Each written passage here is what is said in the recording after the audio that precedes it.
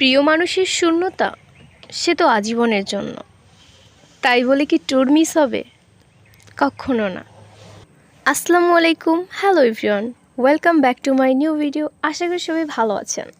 চলে আসলাম খুবই জনপ্রিয় একটা জায়গা, সুনামগঞ্জের টাঙ্গুয়ার হাওরে।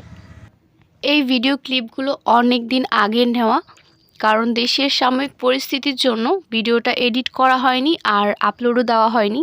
যেহেতু আমি দক্ষিণবঙ্গের লোক, তাই আমার কাছে এই হাওরের মধ্যে একটা বোট নিয়ে ঘোরাঘুরি করার তেমন একটা ফিলিংস আসছিল না। আমরা দক্ষিণবঙ্গের মানুষরা যেভাবে লঞ্চ ভ্রমণ করি, আর এখানে হাওরের মধ্যে একটা বোট নিয়ে ঘোরাঘুরি করা বা আবদ্ধ হয়ে 2-3 দিন থাকা, সো ওই সেম ক্যাটাগরিতেই কিন্তু হয়। তবে এই ট্যুরটাকে যদি নিজের মতো করে এনজয় করতে পারো তাহলেই তোমার কাছে বেস্ট মনে হবে। আর এখানকার এই ভিউটা আমার কাছে খুবই ভালো লাগতেছিল, কারণ সূর্যের আলোটা পানির উপরে পড়ায় পানিটা একদম জলজল করতেছিল।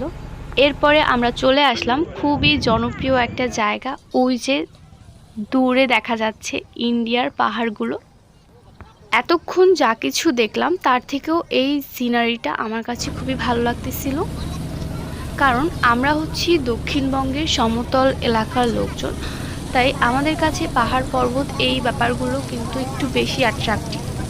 সো যাই হোক, ভিডিওটা খুব বেশি বড় করব না, বাকি দৃশ্যগুলো আমি নেক্সট ভিডিওতে দেখাবো ইনশাআল্লাহ। সো আজকের ভিডিওটা এই পর্যন্তই। আল্লাহ হাফিজ।